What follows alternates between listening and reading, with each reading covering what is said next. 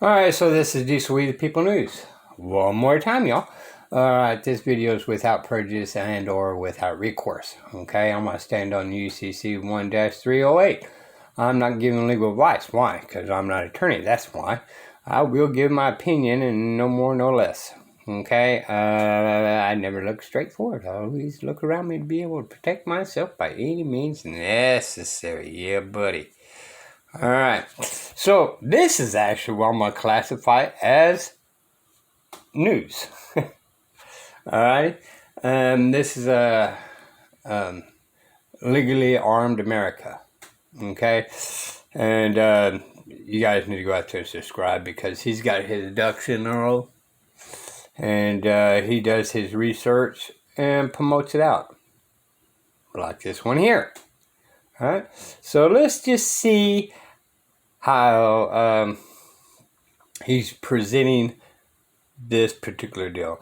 And this is the reason why they're kind of going at people's houses and all this and knocking on the doors, asking questions and all this kind of stuff. It's due to this right here on top of the Patriot Act. Hey guys, real quick data dump that I want to pass on to you guys that I just received from John Crump. He forwarded it on from his source. The FBI apparently is casting a pretty wide net for all of us. This document just came out, and as you can see, it's law enforcement sensitive for FBI internal use only. This document states at the very top, the following symbols are used by anti-government or anti-authority violent extremists. Specifically, militia violent extremists, which now they have a new acronym, an MVE. An MVE is going to be a militia violent extremist. MVE. All right, we're going to go back to one more thing. Trickery of words. Symbols are often found on propaganda, online platforms, memes, merchandise, group logos, flags, tattoos, uniforms, etc. Widespread use of symbols and quotes from American history, especially the Revolutionary War, exists within MVE networks. Historic and contemporary military themes are common for MVE symbols. The use or sharing of these symbols alone should not independently be considered evidence of MVE presence or affiliation or serves as an indicator of legal activity. Well, duh. As many individuals use these symbols for their original historic meaning or other nonviolent purposes. I want to read that again. This is in bold. The use or sharing of these symbols alone should not independently be considered evidence of MVE presence or affiliation or serve as an indicator of illegal activity. So they're giving us the benefit of the doubt. You're wondering what symbols? Let's take a stroll. The Boogaloo symbol, which I had no idea that there was any such thing. Of course, this alludes to the film Break. Okay, I'm going to pause this back a little bit. Okay. Should not be construed, right? It's not saying you can't do it, right? They're saying basically what the government is technically saying is we're going to set these guidelines to trick the people. However, since you got qualified immunity, you can violate this, is what it's saying. Now, that's just my opinion. I'm not giving legal advice. Okay? I'm not an attorney. Just seeing what they're doing. King 2 Electric Boogaloo. I actually didn't know that. Used by some militia violent extremists to refer to violent uprising or impending Second Civil War. Common imaginary incorporates igloo and or Hawaiian shirt flowers. I'm just going to go down here. The anarcho-capitalism. Next, Punisher skull, which that's a meme in itself. Can't believe they put that in there. Warrior culture. So anything that's got the old Spartan helmet on there. 2A. Wow. Okay, I'm going to interrupt that again, right? Extremists of the Second Civil War, right? People, the first one hasn't even ended. No president signed off on it, ended the first one. So how in the hell are we going to have a second one when we haven't even finished the first one? Just saying. And, for the agencies out there, am I lying? Has the first one ended? And do you have verifiable proof that it ended? To generalize and put a broad brush across an entire element of Americans out there who believe in the Constitution by saying that if they use any imagery that has anything to do with the Second Amendment, they might be a militia of violent extremists. Are you absolutely kidding me here? Really? Mololave and all the other stuff that comes with that. This one I didn't know about. Electrical resistance symbol. Was not aware of that. And if it's a black American flag, I have a black American flag. I don't have it for whatever their reason is here. It's used by some to indicate no quarter shall be given, which it's good to know now. That's kind of an interesting reference to it. And of course, below that, we'll recognize all these commonly referenced historical imagery or quotes. Are you kidding me?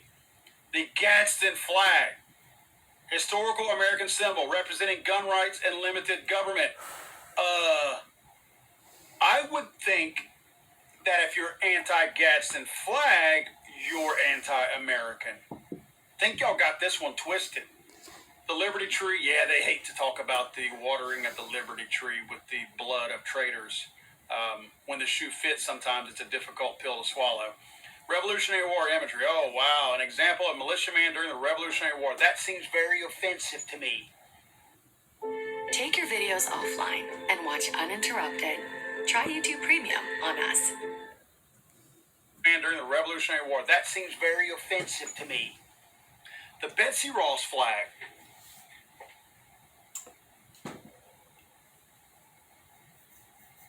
The Betsy Ross flag. Wow. Violent extremist group there.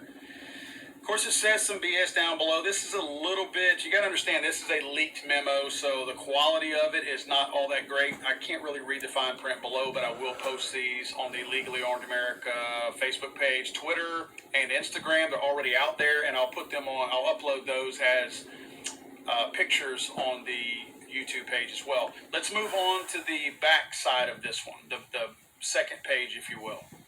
At the top, it says common phrases and references. When tyranny becomes law, rebellion becomes duty. Again, these are American phrases. We are everywhere. Expect us. I will not comply. All enemies, foreign and domestic. Okay. The tree of liberty must be refreshed from time to time with the blood of patriots and tyrants. There we go. That's the phrase I was trying to think of. I became unreasonable. His name was Duncan Lemp, well-regulated militia. Well-regulated American militia. MVEs consider the following individuals to be martyrs. Vicki Weaver at Ruby Ridge. Vicki Weaver is not a martyr. Vicki Weaver is a victim of government murder and government overreach. It is what it is. That is an actual, absolute fact. No one is creating a martyr out of Vicki Weaver, who was murdered in cold blood from the ATF and FBI. I literally just went on record saying that. I don't consider her a martyr, but I put her on a pedestal as an absolute victim of injustice by our government. Nobody was held accountable for this. Talk about government overreach. Marvin Hemeyer, or whatever his name is, the Killdozer guy, I don't know that people martyr this guy. Lavoy Finicum, who was murdered also by the government.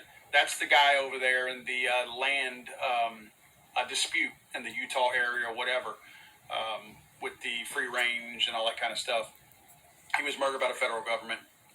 Duncan Lemp, that another man that was murdered by the federal government, and Ashley Babbitt, another person who was murdered by the federal government.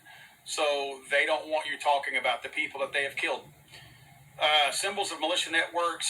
Some militia, violent extremists may self-identify with. So here we are with the self-identifying crap. I'm sure a lot of the FBI agents self-identify as something else. 3%ers, Threepers, whatever. The Lightfoot Militia, American Contingency, and the Oath Keepers. I'm sure the Oath Keepers definitely offend some of them because so many of them have actually violated their own oaths. This is incredible to me. This right here, as I was reading this document, I was looking at this thinking that this looks like they are trying to scrub the history of America from people's minds until I got to this. Then I realized they're trying to scrub the history of the ATF from people's minds and lips. They do not want you talking about Ruby Ridge. They do not want you talking about Waco. These are two of one of the worst and most popular government mass murders in the history of our country. Ruby Ridge and Waco. Waco being more of a mass casualty type event.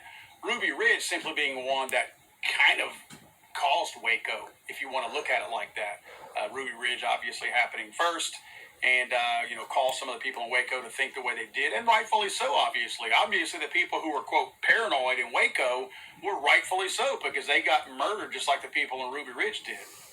So again, this looks more to me like they are trying to scrub the negative history of the ATF and the FBI from people's minds, not necessarily American history.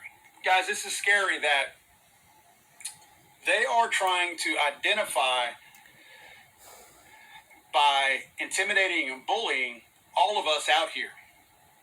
Because most of us will align in some way or another with something on here.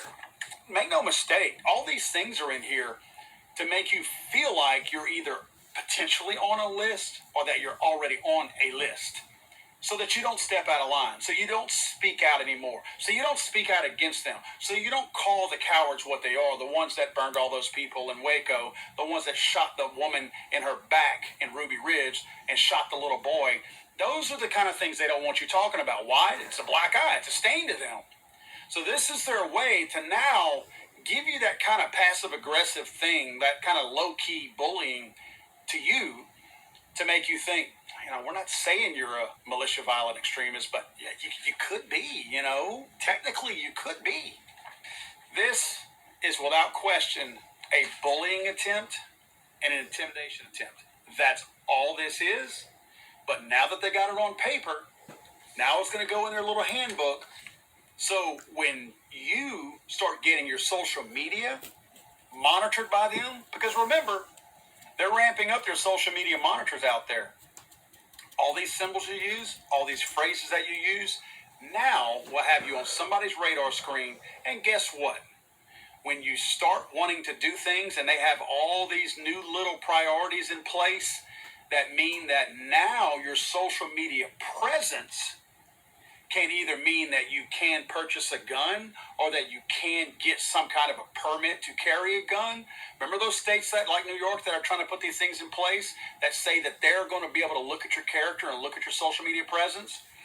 Now they actually have a document that says, because Paul, and let's check them off, because Paul has some warrior culture symbols on some of his clothing, his plate carrier, because Paul has 2A written pretty much anywhere that you can read it, because Paul has the cannon with the star that says come and take it, because Paul has the Gadsden flag, and because Paul has a Betsy Ross flag, and because he's not happy with what we did in Waco and Ruby Ridge, maybe we're not going to let Paul carry in this particular area, and maybe we're not going to let him buy a gun in general.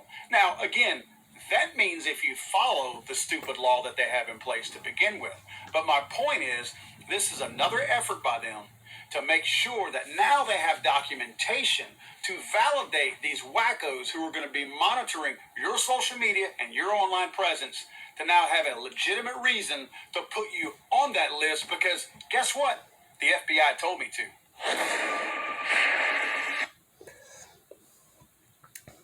Oh no, the only thing I can add about that, what did the other countries do? Just saying. Everybody keeps saying it's not going to happen here. And yet they may or may not be using the same playbook as the other countries has. I don't know. You decide. This is We People News. Bye, y'all.